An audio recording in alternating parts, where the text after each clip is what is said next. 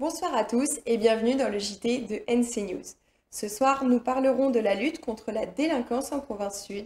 Il sera également question du coup de gueule du monde économique et nous terminerons par l'analyse de Jean-Claude Briot sur la notion de partition. La province sud dressait le bilan des 2 premières années de mandature, bilan qui consacre un volet à la lutte contre la délinquance. Sonia Baquès, présidente de la province sud. Il y a énormément de choses qui ont été lancées sur la sécurité, sur la délinquance des mineurs, avec une nouveauté qui se met en place petit à petit, qui est la vérification de l'errance des mineurs, les mineurs qui sont dehors entre 22h et 5h du matin, qui sont maintenant contrôlés et qui font l'objet d'enquêtes sociales qui peuvent donner lieu, si les parents ont complètement abandonné leur autorité parentale, à une suspension des allocations familiales. C'est énormément de caméras, hein, c'est 40 caméras de plus rien que dans le Grand Nouméa. Il y en a qui vont être mises également à Bourail incessamment sous peu, à la fois. Donc c'est des caméras partout. Ces caméras, elles permettent tout simplement, très rapidement, d'abord quand il y a des flagrants délits, d'être rapidement sur les lieux, et d'autre part d'identifier les fauteurs de troubles. Donc ça, c'est sur la sécurité. On a beaucoup d'actions encore en cours sur l'alcool, sur la délinquance des mineurs, avec la création d'un centre spécifique pour les mineurs primo-délinquants sur Néméara.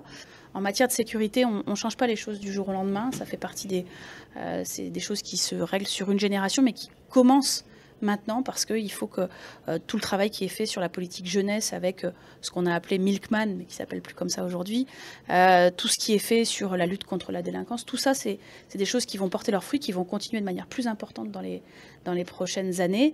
Idem sur le développement économique, je l'ai dit, donc il y a encore énormément de travail. Nous en parlions hier. Le MEDEF rencontrait la presse pour dénoncer l'absence de président du gouvernement. Le commentaire d'Adrien Monroux. Le MEDEF organisait hier une conférence de presse pour faire le point sur la situation économique calédonienne. L'occasion de faire part de sa préoccupation sur le flou politique actuel. Eh ben oui, 100 jours, c'est symbolique, mais en même temps, c'est très très long quand on attend des décisions structurelles sur l'économie de la Nouvelle-Calédonie, quand on attend même à très court terme des décisions, un budget d'investissement qui soit un petit peu plus ambitieux que celui évidemment que l'État a pu produire, et le pauvre ne pouvait pas vraiment faire mieux.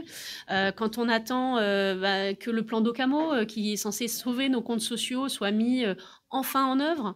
On a vraiment l'impression d'être en panne à un moment où l'économie en a énormément besoin, et c'est vrai que les chefs d'entreprise que nous représentons commencent à être fatigués, frustrés et extrêmement je dirais inquiets de cette situation qui semble perdurer, parce qu'on n'a pas l'impression qu'il y ait une énorme inquiétude qui se fasse jour auprès de nos décideurs politiques actuellement.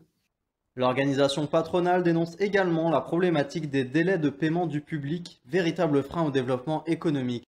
Oui, on parle de plus en plus de cette problématique des délais de paiement. Évidemment, en ce moment, donc un projet de loi est en cours, n'a pas encore été voté sur les délais de paiement du privé, mais on tient quand même à rappeler que le plus mauvais payeur en Nouvelle-Calédonie, ce sont les collectivités territoriales. Aujourd'hui, les entreprises du privé, parfois, attendent 6 mois, 1 an avant d'être réglées par les collectivités publiques, et c'est une situation qui, dans la situation actuelle, est pas tenable. Alors, nous, on dit qu'il faut respecter une règle qui soit commune pour tous. On parle de 45 jours, par exemple. À Tahiti, c'est 60. En Nouvelle-Calédonie, 45 jours, ça semble quelque chose de tout à fait acceptable. Mais on demande que tout le monde fasse cet effort pour régler dans les délais. Des demandes que l'organisation espère voir aboutir pour un système plus lisible et respecté.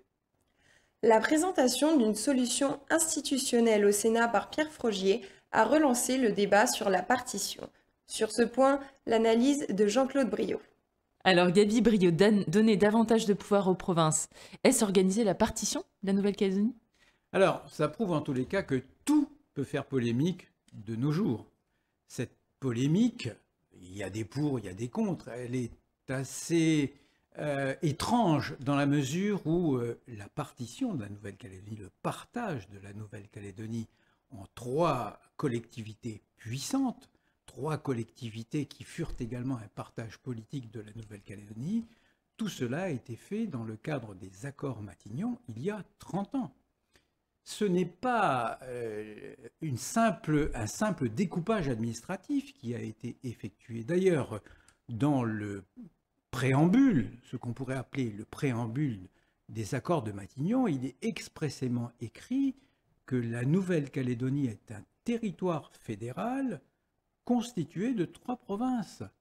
C'est-à-dire que, grosso modo, en fédéralisme interne, nous sommes une fédération de 3 provinces.